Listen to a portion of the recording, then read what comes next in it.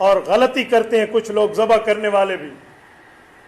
کوئی کسائی بیٹھا ہے تو ناراض نہ ہو، میں جملہ کہہ رہا ہوں، اگر ناراض ہو بھی جائے تو آج رات 2 روٹیاں زیادہ کھا لے. بات میں کھلی کھلی کر کے جاؤں گا، میں نقد بتانے والا ہوں، ادھار ہمارے ہاں نہیں ہے.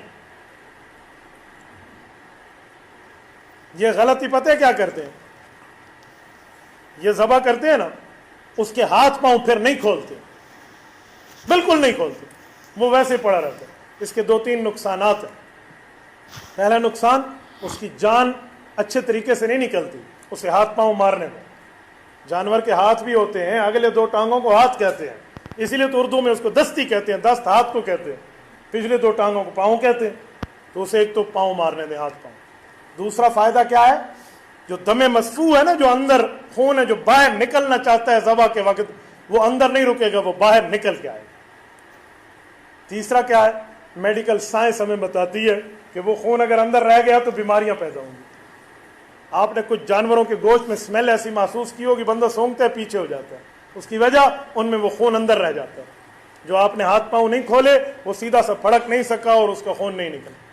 تو میں سمجھانے کے لیے کہتا ہوں، کوئی کسائی اس طرح غیر شرعی کام کرے نا تو اس کا ساتھ ایک معاملہ طے کر لے. اسے کہ بھائی یا تو آرام سے بیٹھ جا، نہیں تو اب تو کہے گا نا میں اس کے ہاتھ پاؤں نہیں کھولتے، اب یہ ذبح ہو گیا، اس کی رسی فارغ ہو گئی ہے، اسی رسی سے 5 منٹ اب تمہیں باندھ دیں گے، اور تو بدیج پہ میں رسی پھیلی تھی گئی ہے، پھر اس کے بعد تجھے بھی کھول دیں گے، ذبح کر لینا. تو غیر شرعی کام ہے. میں ہر بندے کی بات نہیں کرتا، جن کو علم نہیں ہے مسئلہ وہ یہ کرتے ہیں. کچھ دنوں پہلے، بلکہ کچھ دنوں کیا 3-4 دن پہلے کی بات ہے، میں ادارۃ النعمان میں اوپر سبق پڑھا رہا تھا، ہمارے یہاں مفتی کورس چلتا ہے.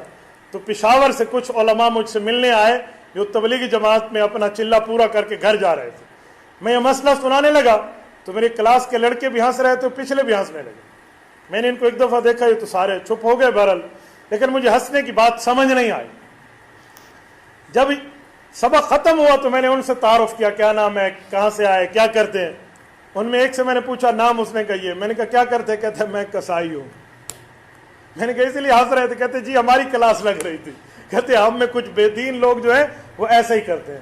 تو اس لیے ذبح کے معاملات کو آپ صحیح طور پہ دیکھ لیا کریں.